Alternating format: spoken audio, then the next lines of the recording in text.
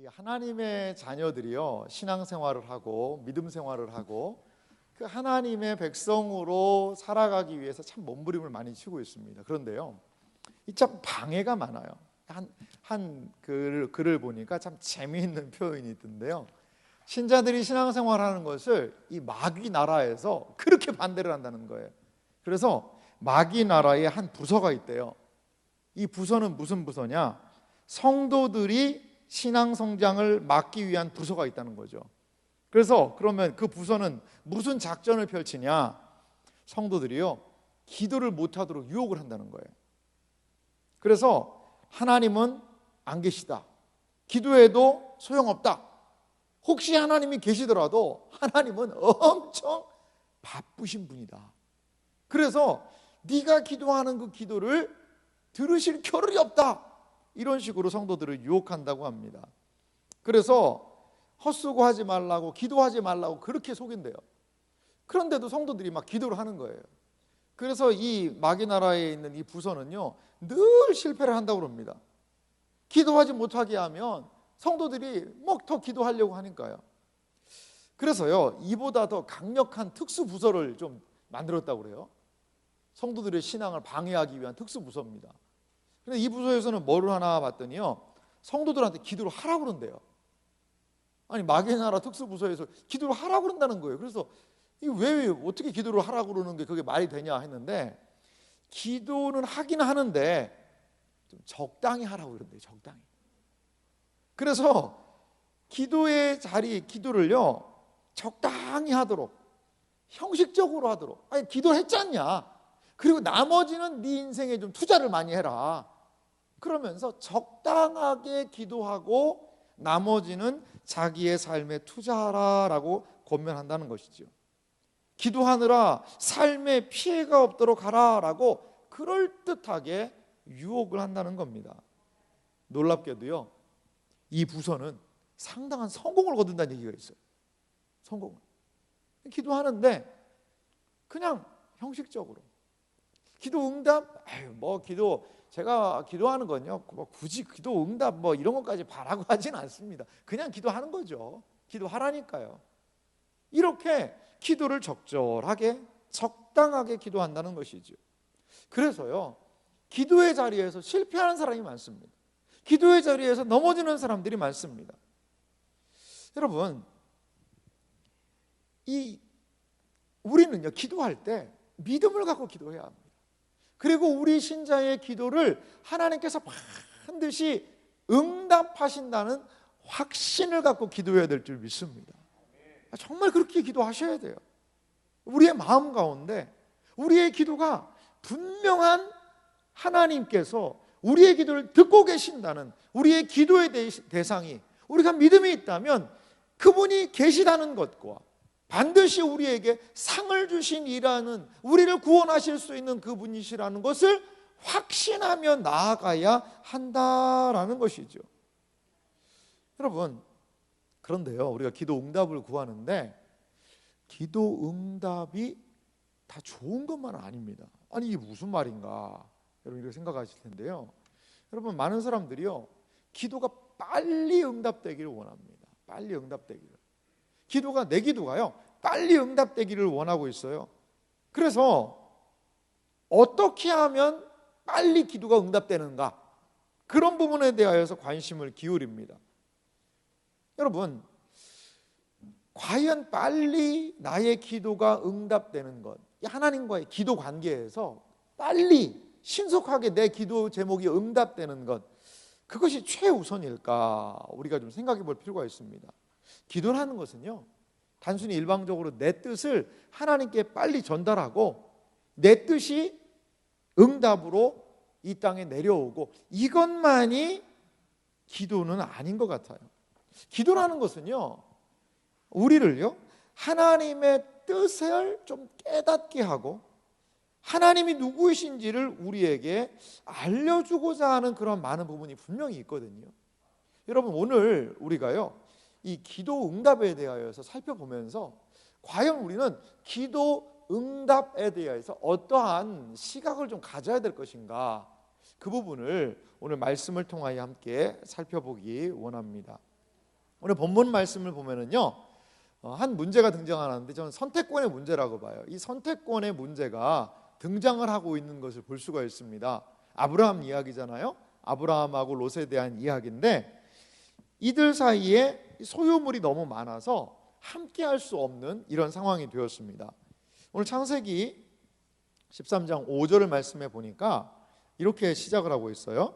아브라함의 일행 롯도 양과 소와 장막이 있으므로. 이 아브라함의 일행 롯, 이 롯이라는 이 사람은요, 하란에서도 아브라함하고 같이 나온 사람입니다. 아마도 창세기 12장에 보면 애굽으로 내려가거든요. 애굽으로 아브라함 일행이 내려갔으니까 그때 롯도 같이 갔을 것 같아요. 이 롯은 아브라함의 조카로 삼촌을 따라서 이렇게 같이 지금 이 여정 일행으로 동참하고 있는 것을 우리가 볼 수가 있어요. 6절 말씀 보니까요, 그 땅이 그들이 동거하기에 넉넉하지 못하였으니 이는 그들의 소유가 많아서 동거할 수 없었습니다. 그들의 소유가 너무 많다는 겁니다. 여러분, 많은 것도 문제죠. 많은 것도 문제예요. 이들의 소유가 왜 이렇게 많았을까요? 아마도 애굽에 갔다가 애굽에서 아브라함이 자기 아내 사라를 누이라고 그랬잖아요. 그래가지고 뭐 난리가 났지 않습니까? 그러다 하나님께서 적극적으로 개입하셔서 그 애굽에서 많은 재물을 이끌고 다시 가나안 땅으로 올라왔거든요. 아마 그것 때문에 이 롯도 이 삼촌이요, 롯에게도 많은 것들을 주지 않았겠어요?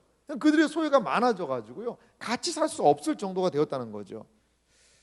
그러자 어떤 문제가 발생하느냐면요, 7절에 보니까요, 그러므로 아브라함의 가축의 목자와 롯의 가축의 목자가 서로 다투고 또 가나안 사람과 브리스 사람도 그 땅에 거주하였는지라. 아브라함의 목자 그리고 롯의 목자, 그 두 목자들이요 서로 다툼을 일으킬 정도로. 근데 거기에는 누구 져 있어요? 가나안 사람, 브리스 사람도 있고. 그래서 거기가 이 많은 사람들을 다 이게 수용하기가 어려운 상황이었던 것 같습니다. 이 성경에 보면은요, 이 양을 치는 목자들에 대한 이야기가 많이 나오는데요. 이 구약 성경에 보면 아브라함, 야곱의 자녀들도 다 양을 치는 목동들이었잖아요. 그러면요, 한 4월부터 9월 이 정도까지는요, 이 건기라고 그럽니다. 그러니까 아래쪽에는 비가 안 와가지고요, 이 평야 쪽에는 풀이 없어요. 다 산지로 올라가서 거기에서 양들을 먹이고요. 그리고 이제 10월부터 3월까지는 이게 겨울인데요, 그때는 춥기도 하면서 비가 옵니다. 그러니까 그때는 평야 지역에 내려와서, 평지로 내려와서 짐승들을 먹이는 그런 목축 활동을 했다는 거죠. 그러니까 한정된 자원이에요. 자원이 많지가 않아요. 그런 상황에서 많은 양과 소를 아마도 키워야 되니까 이러한 다툼과 분쟁이 일어났던 것 같습니다. 그래서요, 아브라함은요 결단을 내리게 됩니다. 어떠한 결단을 내리느냐?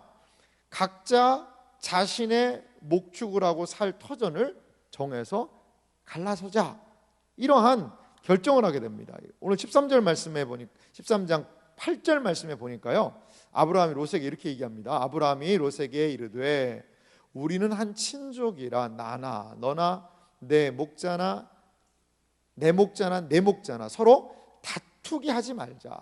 야, 우리가 같은 가족인데 서로 좀 다투게 하지 말자라고 이야기하면서요, 9절은 말하는데요, 내 앞에 온 땅이 있지 아니하냐? 나를 떠나가라. 내가 좌하면 나는 우하고 내가 우하면 나는 좌하리라. 사실 이 선택권을요, 이 아브라함이 롯에게 먼저 주고 있습니다. 네가 선택하라는 거죠. 네가 좌하면 나는 우할 거고 네가 우하면 나는 좌할 거다. 그러면서 아브라함이 선택권을 롯에게 지금 주고 있습니다.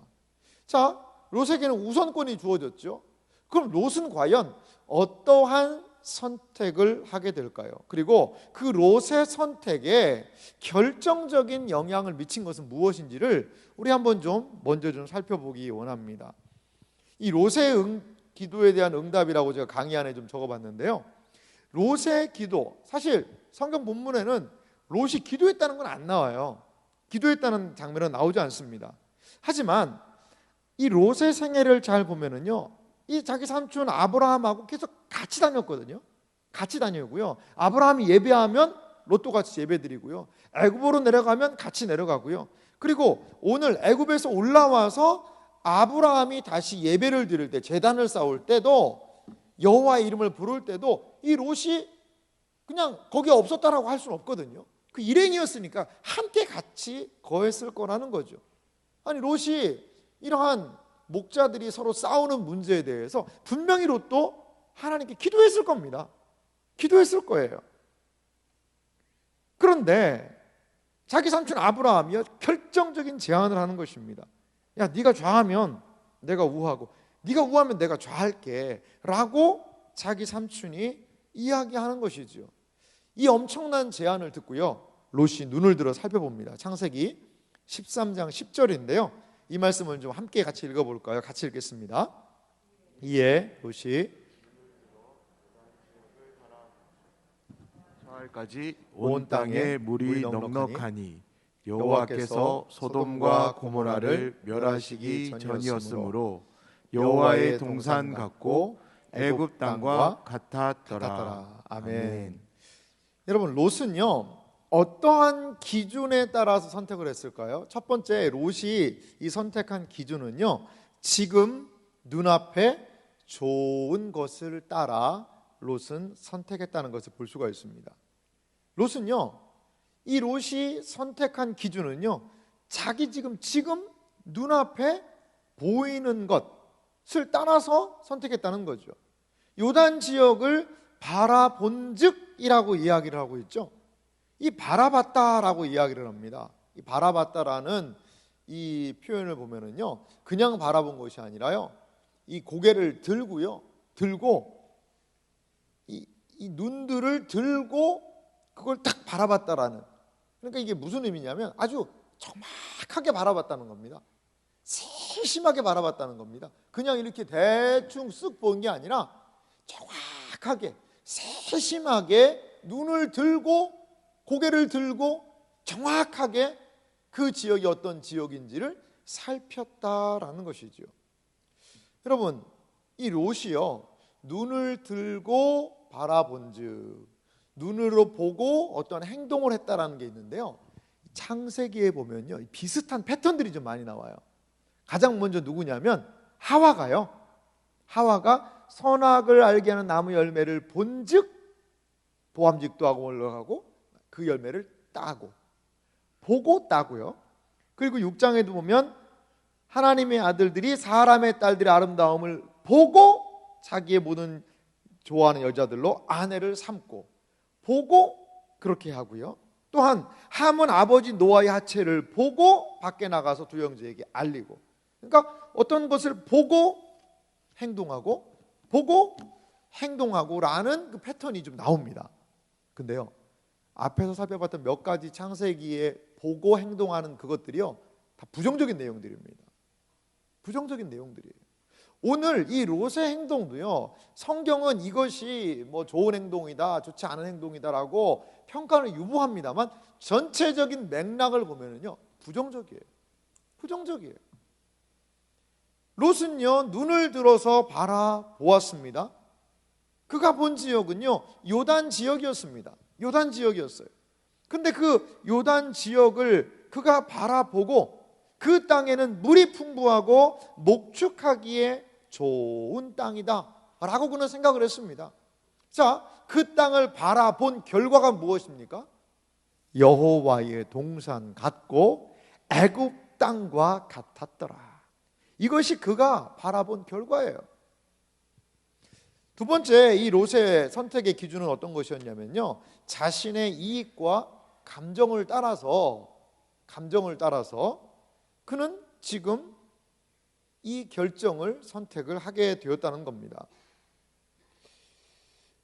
창세기 13장 12절과 13절을 말씀에도 보니까요, 이렇게 아브라함의 기사가 나옵니다. 12절 말씀 제가 읽어보겠습니다. 아브라함은 가나안 땅에 거주하였고 롯은 그 지역에, 요단 지역이거든요, 도시들에 머무르며 그 장막을 옮겨 소돔까지 이르렀더라.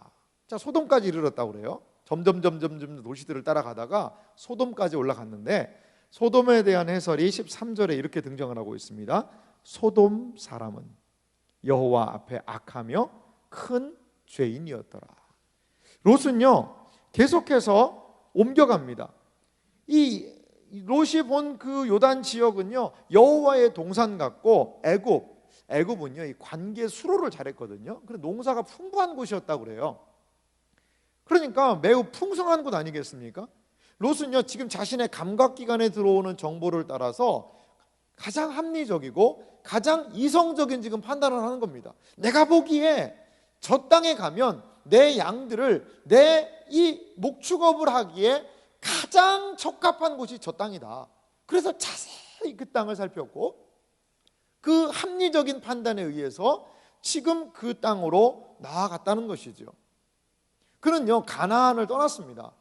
가나안을 떠났어요. 또한 자신이 들어가기 원하는 그 땅이 진노의 땅이고 악인들의 땅이고 앞으로 망할 소돔과 고모라 망할 땅이라는 것에 대해서 전혀 알지 못했습니다. 그런데요 성경은요 이 땅에 대한 윤리적인 문제를 제시합니다. 소돔까지 들어갔는데 그 소돔에 살고 있는 소돔 사람들은 다 무슨 사람이라는 거죠? 악한 사람들, 여호와 앞에 악하며 큰 죄인이었다는 것이죠. 롯은요 우선적으로 생각한 게요 가축을 생각했어요. 가축을 잘 기를 수 있는 곳으로 요단 지역을 선택했고, 점점 장막을 옮겨서 소돔까지 들어갔습니다.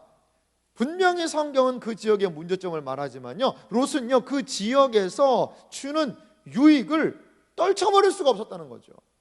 롯이 결정할 수 있었던 두 가지, 지금 눈앞에 좋은 것을 따라서 여호와의 동산도 같고 애국과 똑같은 거기, 그리고 내 이익과 나의 감정, 내가 좋은 것을 따라서 지금 롯은 결정하고 선택했다는 것이죠.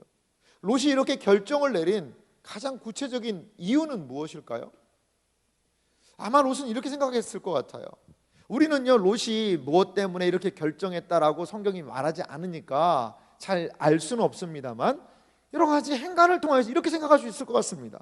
그는요 이 가축의 문제를 가지고 분명히 하나님 앞에 기도했을 거예요. 그리고 자신의 기도가 응답된 것이 삼촌을 통해서 이루어졌을 것이라고 생각했을 것 같아요. 내가 기도했더니 삼촌이 너는 우하면 좌하고 좌하면 우하고, 그래서 바라봤더니 지금 이 땅이 아니라 저 좋은 땅을 삼촌이 나한테 가라고 그러고 허락을 해준다는 거죠. 이야, 이거 기도 응답 아니야? 역시 내가 기도하니까 하나님께서 이렇게 기도 응답해 주시는 거야 라고도 생각할 수 있겠다라는 겁니다. 더 많은 목초지 얻을 수 있고요, 더 많은 소득 얻을 수 있고요, 그 기도는 응답된 것으로 여겨집니다. 그리고 그는 결국 더 비옥하고 좋은 곳을 찾아 어디까지요? 소돔까지 들어가게 되었다는 거죠. 이것이 기도 응답의 결과가 아닐까라고 아마도 롯은 생각할 수 있습니다. 여러분, 무조건 잘 되는 게 기도 응답일까요? 무조건 잘 돼야지만 그것을 기도 응답이라고 생각할까요? 우리는 좀 멀리 못 보기 때문에 무조건 잘 돼야지만 기도 응답이라고 생각하는 경향이 있어요. 근데 과연 그럴까요? 여러분, 아브라함의 선택과 기도에 대해서 한번 좀 살펴봅시다. 이 아브라함은요, 롯의 선택한 거하고 아브라함은 조금은 좀 다른 부분을 볼 수가 있습니다. 롯은 분명히 좀 앞에 있는 것을 바라보면서, 그리고 자신에게 있는 이익을 따라서 분명히 움직였습니다. 기도했을지라도 말이죠. 하지만 아브라함의 모습을 보면 좀 분명한 기준이 있는 것 같아요. 첫 번째, 아브라함의 선택은요, 하나님의 말씀을 따라 그가 움직이고 있는 것을 볼 수가 있습니다. 아브라함의 기준은요, 하나님의 말씀이에요. 창세기 13장 12절 말씀을 좀 다시 한번 살펴보실래요? 제가 조금 전에는 롯에 대한 이야기, 롯은 그 지역의 도시들에 머무르며 장막들을 옮겨 소돔까지 이르렀다고 그랬는데, 그 앞은 아브라함의 얘기가 나옵니다. 아브라함은 어떻게 했죠? 아브라함은 가나안 땅에 거주하였고, 아브라함은요 가나안을 떠날 생각이 없는 겁니다. 왜 그랬을까요? 가나안이요, 하나님이 약속한 땅이시거든요. 그러면 롯이 간 곳은 어딜까요? 성경 주석학자들의 내용을 살펴보니까요, 이 롯이 간 지역은 가나안의 경계를 벗어났다는 거예요. 가나안 경계를 벗어난 겁니다. 하나님께서 약속하신 땅을 이 롯은 포기하고 더 번영을 위하여서 더 풍성한 땅으로 들어갔고요.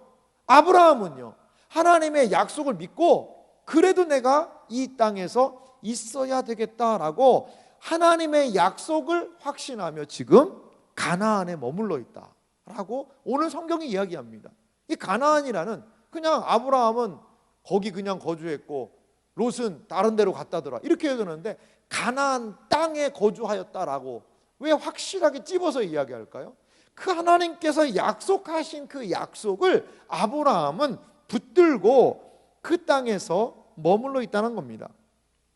아브라함이 선택한 그런 또 중요한 기준이 있었는데, 그것은 무엇이냐면요, 풍요보다도 하나님과의 관계를 따라서 이 아브라함은 어떠한 선택을 하게 되는 것 같아요.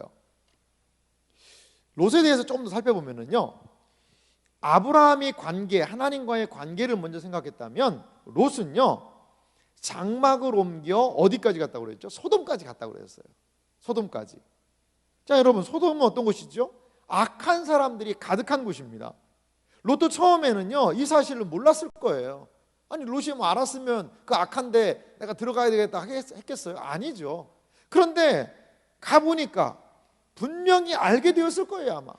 거기 가서 사람들 말하는 것만 보면 알잖아요. 행동 보면 알잖아요. 하지만요, 롯은요, 그 지역을 떠나지 않았습니다. 무엇 때문이었을까요? 풍요로운 삶 때문에 그렇습니다.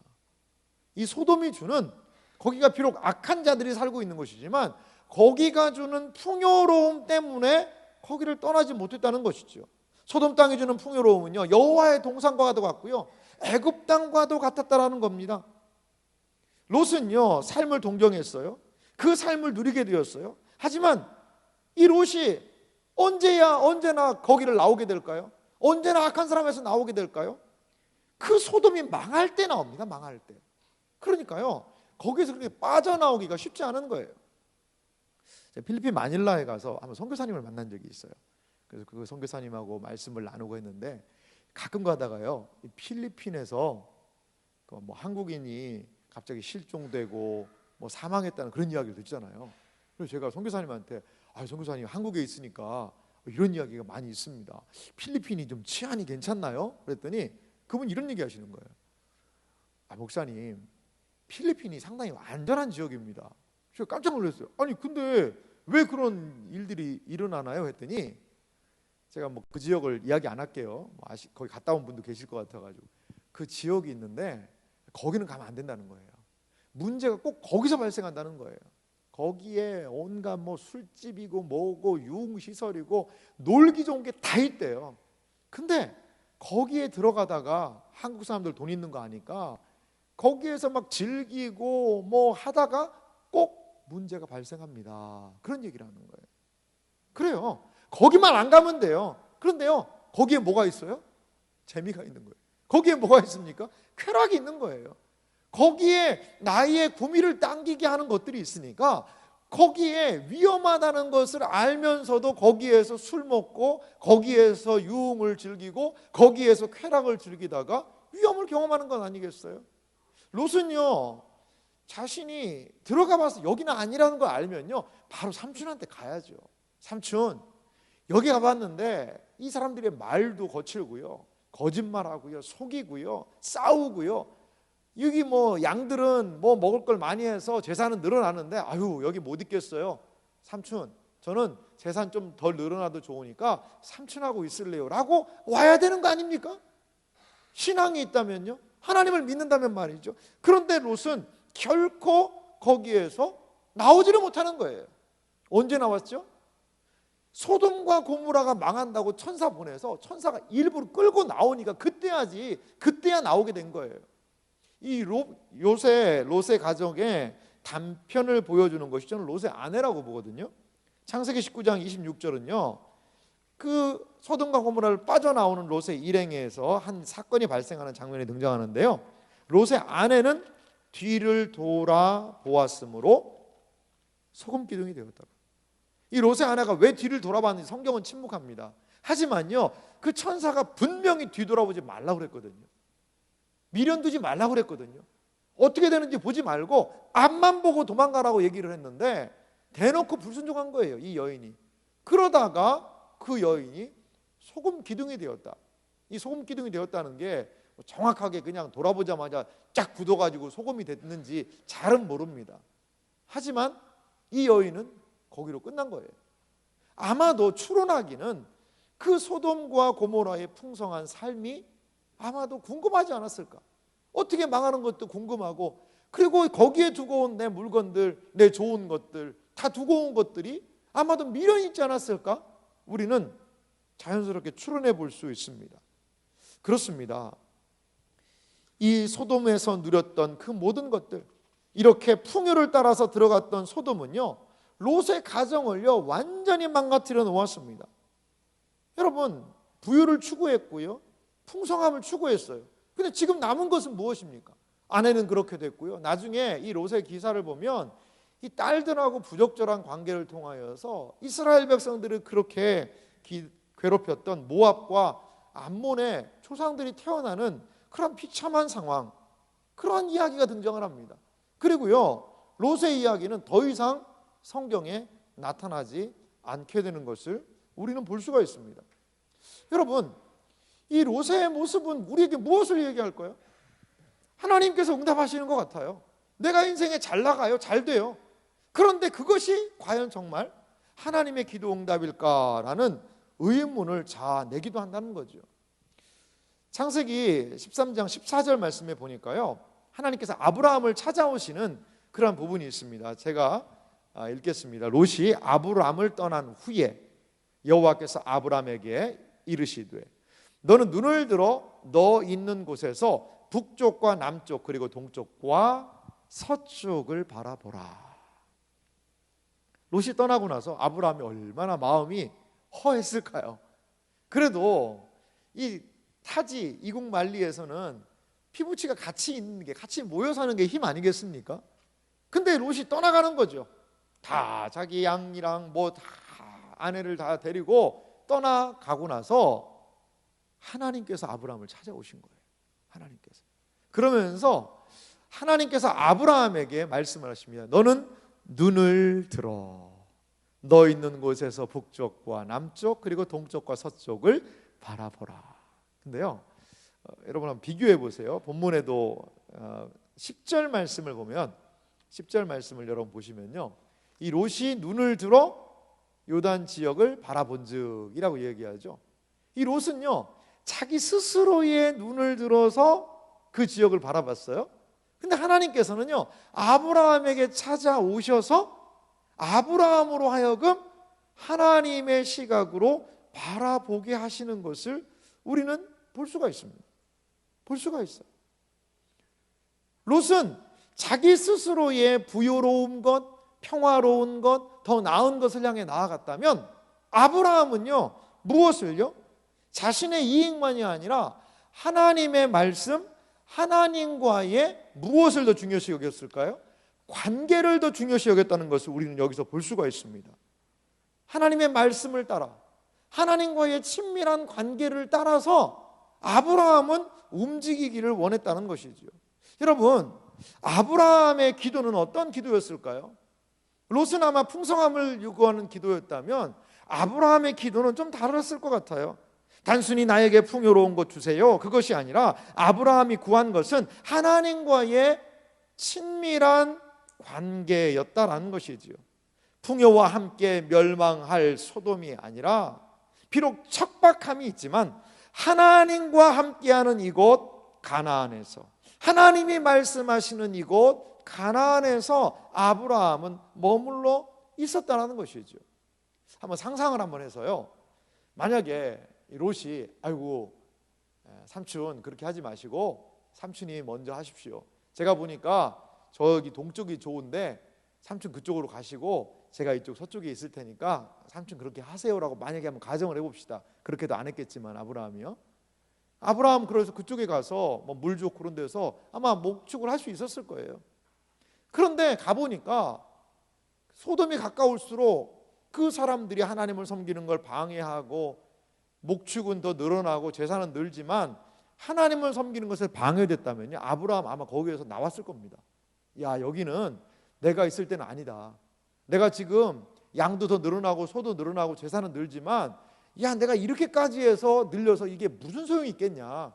하나님을 섬기는데 방해가 되는 것, 나 그렇게 할 수 없다 라고 아마 아브라함은 거기서 뛰쳐나왔을 것입니다. 아브라함은요, 소돔과 고모라의 풍요함보다도 하나님의 말씀을 따라 사는 삶을 더 중요하게 여겨서 재산에 손실이 있더라도 하나님을 섬기는 곳으로 나아가지 않았을까요? 사랑하는 성도 여러분, 우리의 선택은요, 우리가 이 땅에서 하는 많은 우리의 선택은요, 기도의 결과물들입니다. 우리가 하는 선택들은요, 여러분, 기도의 결과물들이에요. 우리의 모든 선택은요, 늘 결과들이 따라와요. 우리는 더 합당하고 더 이익을 주고 더 좋은 것을 선택하기 위해서 늘 눈을 들지요. 하지만 때로 보면요, 그 결정이요, 늘 제자리를 맴돌아요. 되는 것 같지도 않고 안 되는 것 같지도 않고, 어느 때 뭔가 되는 것 같은데 계속 맴돌아요. 어떤 사람들은요, 야, 이거 괜찮은데 정말 좋다, 그걸 결정을 해요. 하나님께서 응답하신 것 같아요. 그런데도요, 늘 제자리에 맴돌아요. 여러분, 신앙의 큰 변화를 경험하지 못한 사람이 내리는 결정은요, 10년이 지나고 20년이 지나도 언제나 거기서 그 자리만 맴도는 거예요. 언제나 이 신앙에서 신앙의 큰 변화를 경험하지 못하면요, 10년이 지나고 20년이 지나서 내가 방법이 더 세련돼지고 내 경험이 많아졌음에도 불구하고요, 그 내가 내린 기도의 결정들이요, 늘 거기서 맴도는 거예요. 무엇 때문에 그럴까요? 선택을 하는 본질과 선택을 하는 자세가 달라지지 않았기 때문에 그렇습니다. 다시 말씀드릴게요. 선택을 하는 본질, 내가 왜 이것을 선택하는가, 내가 무엇을 지금까지 기도했고 이것을 선택해야 되는가, 그리고 나는 어떠한 자세를 가지고 지금 이것을 선택하고 있는가, 그게 달라지지가 않으면요, 그 신앙의 큰 변화가 생기지 않으면 늘 10년 전에 해서 결정 내려서 뱅뱅뱅뱅 돌았던 그 결정이 20년 뒤에도 똑같이 뱅뱅뱅뱅 돌 수밖에 없다는 것이죠. 돌 수밖에 없다는 겁니다. 그렇다면 우리는요, 어떻게 기도하고 어떻게 기도의 응답을 확인해야 될까요? 저는 올바른 기도의 응답의 중요한 태도이자 자세를 한 3가지 정도 마지막으로 좀 살펴보기 원합니다. 먼저는요, 하나님의 여러분 큰 그림을 좀 우리가 이해할 필요가 있다는 겁니다. 큰 그림이라는 이야기 아시잖아요. 부분적이지 않아요. 큰 그림이라는 거죠. 지금 당장 눈앞에 보이는 게 아니에요. 눈앞에 보이는 것보다도 더 큰 그러한 그림이 있다라는 것입니다. 우리가 하나 생각해 볼 수 있는 사람이 있는데요, 요셉이 이런 부분인 것 같아요. 이 요셉 이야기는 우리에게 늘 감동을 주지 않습니까? 이 창세기 50장 이 요셉의 마지막 부분인데요, 19절에 보니까 요셉이 이런 얘기를 해요. 요셉이 그들에게 이르되, 그들은요 요셉의 형들입니다. 요셉을 팔아치웠던 형들한테 얘기하는 거예요. 두려워하지 마소서, 내가 하나님을 대신하리이까. 형들이 뭐라고 그랬냐면요, 아버지 야곱이 죽으니까 아이고 이제 요셉이 우리한테 복수하겠구나. 왜? 동생 팔아넘겼잖아요. 그러니까 요셉이 하는 얘기예요. 두려워하지 마세요. 내가 하나님 대신하겠습니까? 20절은 이렇게 얘기합니다. 당신들은 나를 해하려고 하였으나 하나님은 그것을 선으로 바꾸사 오늘과 같이 많은 백성의 생명을 구원하게 하려 하셨나니.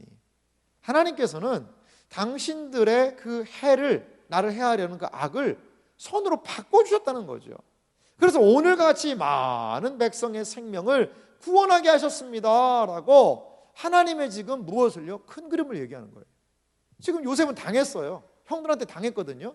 그런데 그것을, 그 당한 것을 하나님의 큰 빅 피처, 큰 그림 안에서 지금 해석을 하고 있는 것입니다. 21절은 요셉이 이렇게 이야기합니다. 당신들은 두려워하지 마소서. 내가 당신들과 당신들의 자녀를 기르리이다 하고 그들을 간곡한 말로 위로하였더라. 여러분, 요셉은요 억울하게요 옥살이 했고요, 억울하게 종살이 했습니다.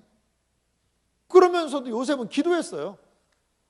옥살이하고 종살이 하면서 기도했습니다. 옥에서도 이 술 맡은 관원장이 나갈 때 나를 좀 기억해 달라고, 나 이 옥에서 좀 빼달라는 거죠. 그런데 그 사람 나가니까 2년 동안 까마득하게 잃어버려요. 요셉이 얼마나 기도했을까요? 그런데 요셉의 기도는요 속히 응답이 안 되는 거예요.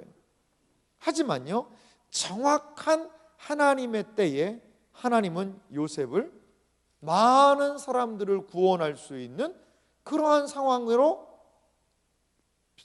변모시켜 주시는 것을 볼 수 있습니다.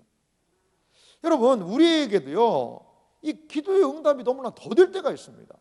여러분, 요셉이 종살이 1년 차에 하나님께서 기도 응답하셔가지고 다시 가나안으로 돌아가게 하시든지, 아니면 뭐 1년 차에 애굽의 총리가 아니라 그 종살이에서 어떻게 나오게 하시든지, 여러분 옥살이 할 때 보세요. 옥살이 할 때 아마 요셉은 이렇게 생각하지 않았을까요?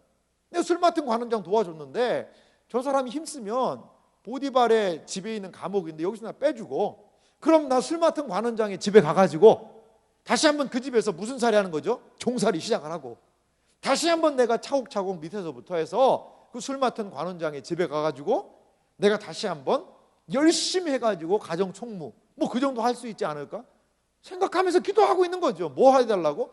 여기 이 옥에서만 좀 빼달라고 말이죠. 얼마나 기도했을까요? 얼마나 기도했을까요? 요셉이 17세에 팔려간 걸로 봐요. 그리고 30세에 총리가 됩니다. 그러니까 약 한 13년이라는 그 시간입니다. 그런데 그게요 응답이 안 되는 거예요. 응답이. 그런데 가장 정확한 타이밍에 하나님께서는 그 요셉을 그 옥에서 빼내주시는 거죠. 빼내주시는 거죠. 옥살이 몇 년 한지 모릅니다. 2년 이상 했습니다. 하여간 술 맡은 관원장이 2년 후에 요셉을 생각했다고 얘기했으니까요. 근데 놀라운 건요, 이 요셉이 30세라는 게 참 중요한 것 같아요. 애굽의 총리가 되려면요, 애굽의 관직에 나가려면 30세가 넘어야 된다는 얘기가 있어요. 그러니까 28살 때 빼가지고 했으면요 총리가 못 되는 거예요. 나이가 미달돼가지고, 나이 미달로. 그러니까 요셉은 답답하죠.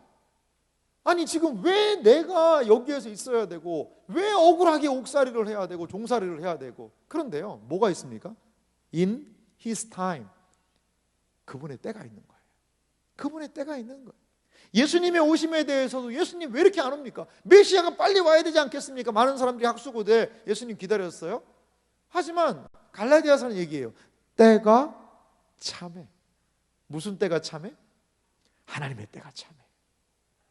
여러분, 우리가 큰 그림을 기억한다는 것은요 기도 응답에 대한 내 때가 아니에요.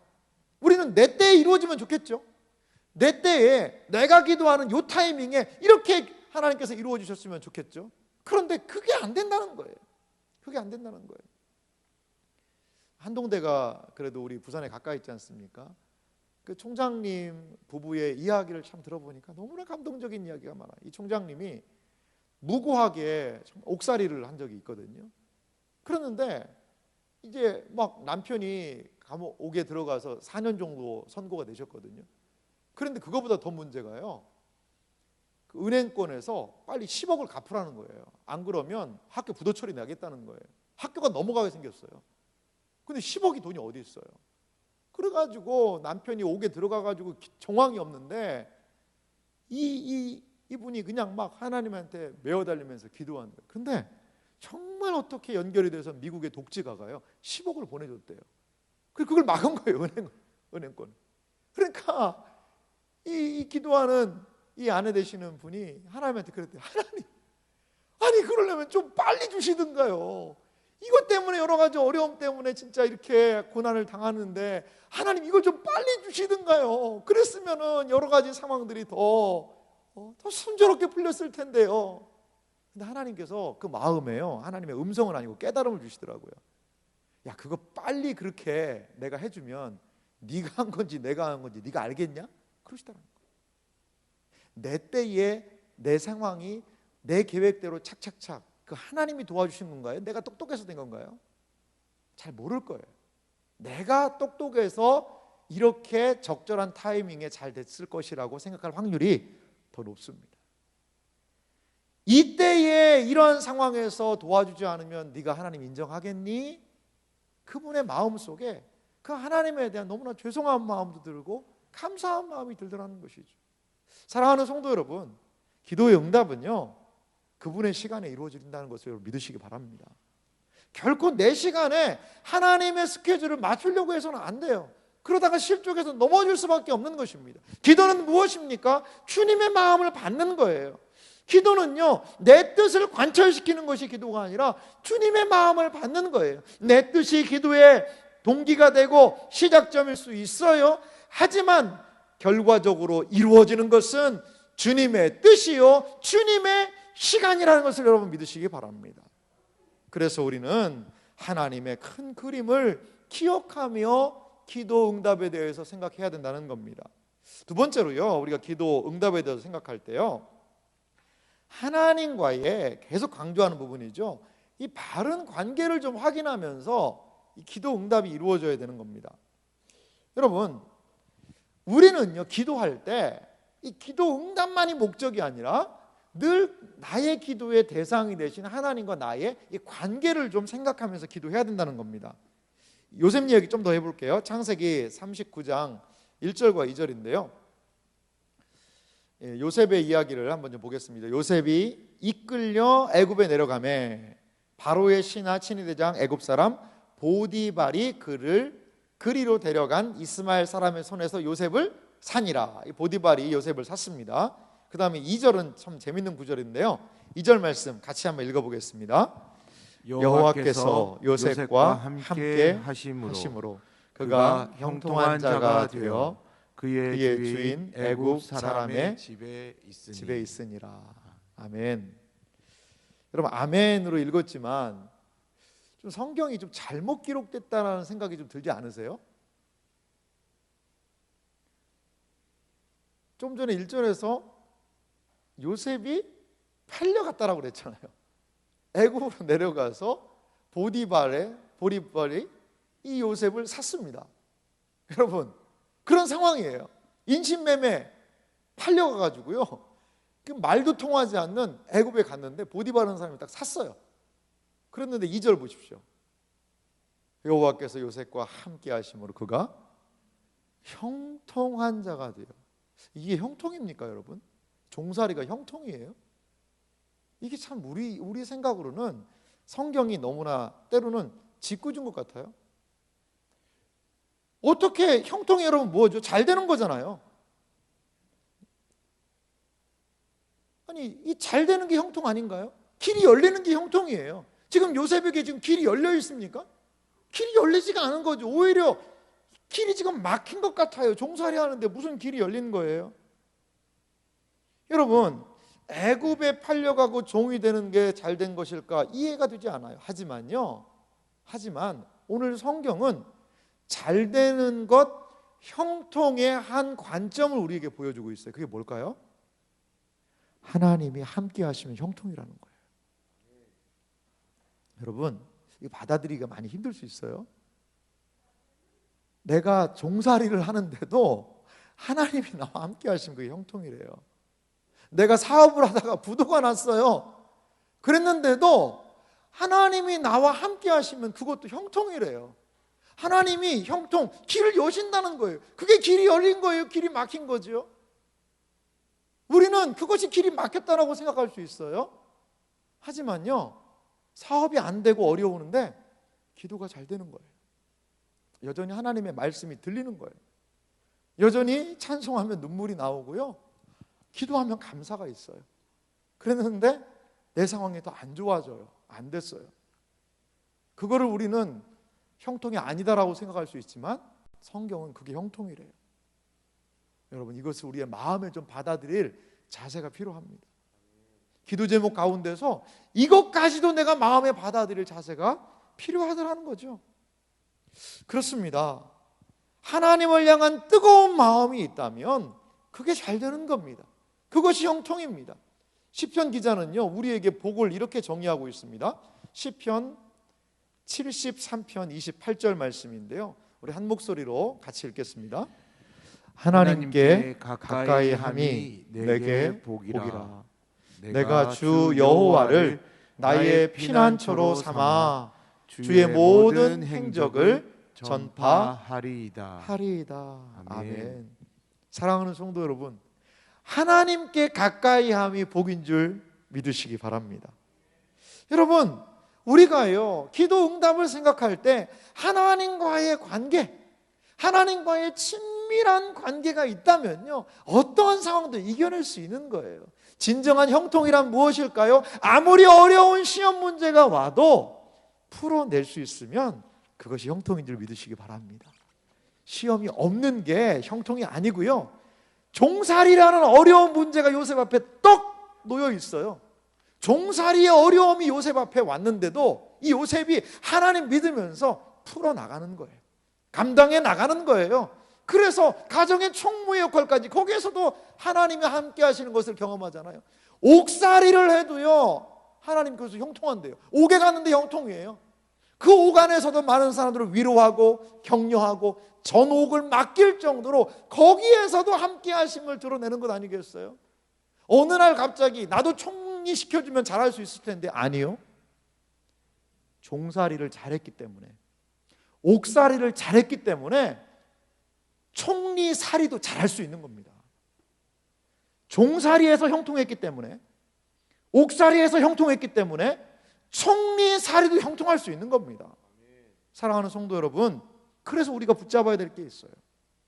하나님과 함께함이 복인 줄 믿으시기 바랍니다. 지금 문제가 잘 되고 안 되고는요, 둘째 문제예요.